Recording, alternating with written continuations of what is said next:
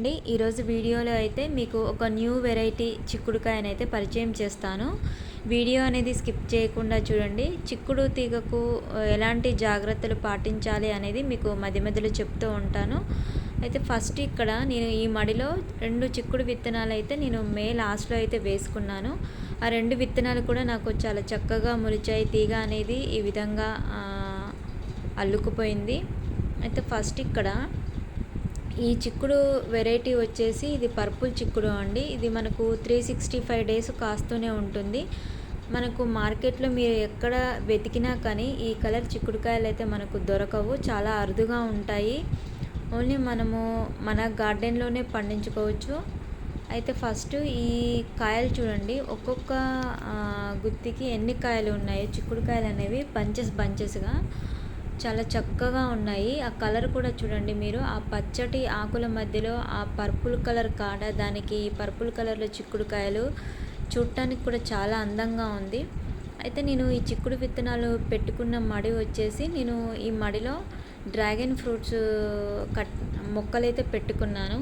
పైన పందిరి కూడా నేను ఈ డ్రాగన్ ఫ్రూట్స్ కోసమే వేపించుకున్నాను. అయితే మనకు ఆ మొక్కలు పెరగటానికి చాలా టైం పడుతుంది. ఈలోపు మనకు టైం వేస్ట్ అవ్వకుండా ఉండటానికి నేను అదే మడిలో ఈ చిక్కుడు పాదైతే పెట్టుకున్నాను.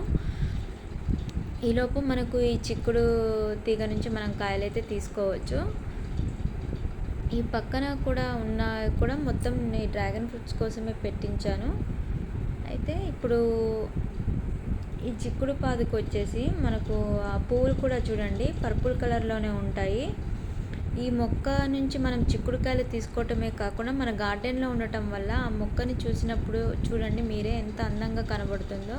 ఆ పర్పుల్ కలర్ చిక్కుడుకాయలు కానీ, ఆ కాడలు కానీ, పువ్వులు కానీ చాలా అందంగా ఉంది మొక్క కూడా.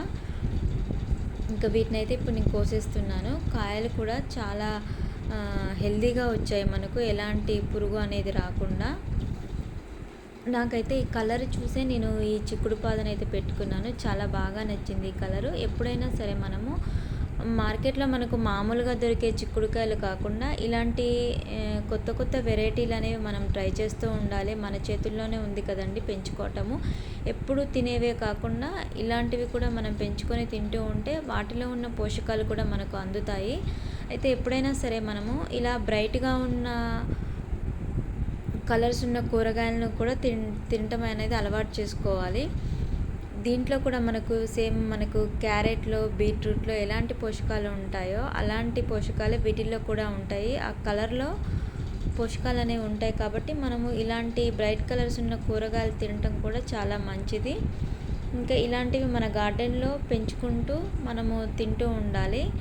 ఇంకా చూడండి అసలు ఒక్కొక్క గుత్తికి 10 కాయల దాకా ఉంటున్నాయి. ఇలా మొక్క మొత్తము అసలు పర్పుల్ కలర్‌లో కాయలు కనబడుతూ ఉంటే అసలు చాలా అందంగా ఉంది. ఇంకా పైన కూడా ఉన్నాయి. అయితే ఈ చిక్కుడు మొక్కకు పేనుబంక అనేది వస్తూ ఉంటుంది. ఇది రాకుండా ఉండటానికి ఏం చేయాలంటే ఖచ్చితంగా మనము వారానికి ఒకసారి నీమ్ ఆయిల్ అనేది స్ప్రే చేయాలి.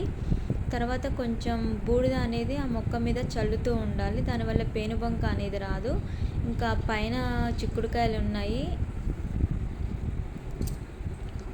అవి కూడా కోయాలి కానీ ఇంకా నాకు అవి అందేటట్లేదు. పక్కన ఇక్కడ చైర్ అయితే ఉంది. దాన్నైతే తీసుకుంటున్నాను.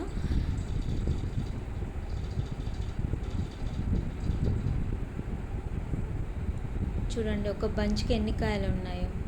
మనం ఇలా ఒక మొక్కను వేసుకుంటే మనకు వారానికి ఒక 2 సార్లు అయితే మన గార్డెన్ నుంచి మనం చిక్కుడుకాయలు అయితే తీసుకోవచ్చు. ఇంత హెల్తీగా మన గార్డెన్ నుంచి మనము చిక్కుడుకాయలు తీసుకొని తినటం వల్ల మన హెల్త్‌కి కూడా బాగుంటుంది. చిక్కుడుకాయలు అంటే ఇష్టపడని వాళ్ళు ఎవరూ ఉండరు. అందరూ చాలా ఇష్టంగా తింటారు. అదేదో మనము ఇలాంటి బ్రైట్ కలర్స్ ఉన్న కాయగూరల్ని మన గార్డెన్‌లో పెంచుకొని తినటం ఇంకా మంచిది. ఇంకా ఈరోజు మా గార్డెన్‌లో కోసిన చిక్కుడుకాయలైతే ఇవి హాఫ్ కేజీ దాకా ఉంటాయి. చాలా హ్యాపీగా ఉంది. ఇలాంటి కొత్త వెరైటీలు మా గార్డెన్‌లో పండించటం అనేది నాకు చాలా ఇష్టము. అందుకే నేను ఎప్పుడూ ఇలాంటివి ట్రై చేస్తూ ఉంటాను.